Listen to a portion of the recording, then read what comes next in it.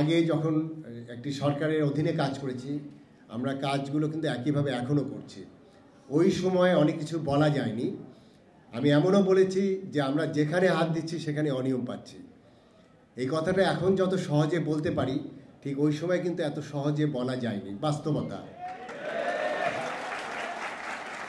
আমি যখন দেখলাম 5 তারিখের পরে 5 তারিখ রাতে যখন ডিক্লেয়ার করা হলো যে আমাদের অফিস করতে হবে, আমরা 6 তারিখ 9টার সময় অফিস শুরু করেছি এবং তার পরবর্তীতে 7 তারিখ থেকে আমি নিজে 4 দিন পরপর মাঠে কাজ করেছি। কারণ বাজারে গিয়েছি, আমাদের শ্যামবাজার যেটা বৃহৎ পাইকারি আড়ত গিয়েছি, আমরা শান্তিনগর বাজারে শুক্রবারে গিয়েছি, এরপরে শনিবারে আমরা মিরপুরে শাহালি যে মার্কেট আছে সেখানে গিয়েছি এবং সেখানে তোমাদের স্টুডেন্টরাও সেখানে এসেছে। এবং আমরা যখন দেখলাম 8 তারিখ বা 9 তারিখ থেকে যে স্টুডেন্টরা বাজার মনিটরিংয়ের দায়িত্ব নিয়েছে, এইটাকে আমি প্রথমেই অ্যাপ্রিসিয়েট করেছি। এই জন্য যে আমাদের যে সীমাবদ্ধতা, যেখানে আমাদের সিসিএসের পলাশ ভাই বললেন যে আমাদের যে সীমাবদ্ধতা, সেখানে আমাদের এই শক্তিটাকে আমি কাজে লাগাতে চেয়েছি। এবং তোমাদের মনে আছে 11 তারিখে আমাদের কয়েকজন সমন্বয়ক সহ তোমরা এসেছিলা, প্রায় 150 জন। আমাদের যে উপরে যে অডিটোরিয়াম আছে সেখানে আমরা অনেক খোলামেলা কথা বলেছি। সেখানে 32 জন প্রশ্ন করেছে এবং সেই 32টা প্রশ্ন প্রত্যেকটাই ভ্যালিড কোশ্চেন। এবং তখন থেকে আমার কাছে যেটা মনে হয়েছে যে বাজার মনিটরিং যেভাবে চলছে সেটা একটু স্ট্রিমলাইন করা দরকার এবং কথা প্রসঙ্গে কিন্তু চলে আসছে।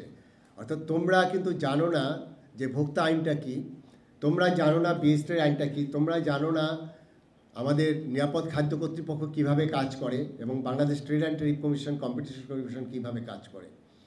আমি একটু বেসিক বিষয়টা বলি। ভোক্তা অধিকার সংরক্ষণ অধিদপ্তর আমরা যেটা কাজ করি, আমরা একদম এন্ড পর্যায়ে কাজ করি। আমাদের যে পণ্যের ক্ষেত্রে যেটা আছে, পণ্যের সোর্সগুলো কি, সেটি দেশে উৎপাদন হয়। আমাদের কিছু সোর্স আছে যেটি বিদেশ থেকে এনে এখানে রিফাইন হয়, আর কিছু আছে আমাদের ইম্পোর্টেড পণ্য। এবং এক একটার চরিত্র এক এক রকম। এখন দেশে যেটা উৎপাদন হয়, যদি আমরা বলি আমাদের যে শাকসবজি বা আমাদের যেটা নিত্য পণ্য, যেগুলো প্রতিদিন আমাদের গ্রোসারি আইটেম লাগে, পচনশীল পেরিশেবল আইটেম, এখানে এটি তৈরি করে কে? আমাদের কৃষকরা তৈরি করে। এই কৃষকরা তৈরি করার ক্ষেত্রে যে জিনিসটা হলো, এটার ম্যান্ডেটটা কার? সেটি কৃষি মন্ত্রণালয়, এবং কৃষি মন্ত্রণালয়ের প্রায় 17-18টা ডিপার্টমেন্ট আছে। সেটা কৃষি বিপণন আছে, কৃষি এক্সটেনশন আছে, তাদের রিসার্চ ইনস্টিটিউট আছে, গবেষণা আছে।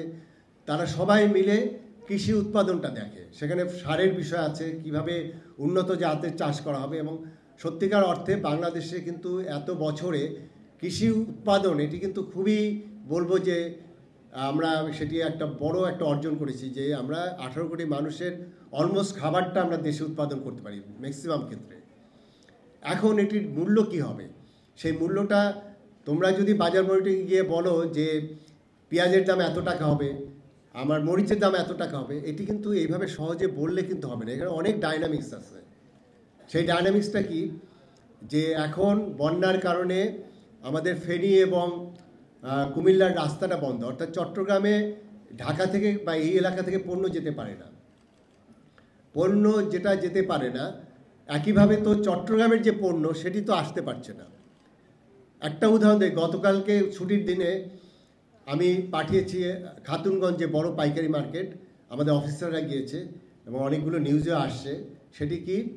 যে আমাদের পেঁয়াজ চট্টগ্রামে যেটা পাওয়া যায় সেটি হলো ইম্পোর্টেড পেঁয়াজ, অর্থাৎ পাকিস্তান এবং চায়না থেকে আসে। এটি রেফার্ড কন্টেনার, অর্থাৎ রেফার্ড কন্টেনারটা কি? যে সেটি হলো তোমার কোল্ড চেন মেনটেন করে আসে এবং সেটি শুধুমাত্র চিটাগং পোর্ট থেকে আসে, পাকিস্তান এবং চায়নার পেঁয়াজ।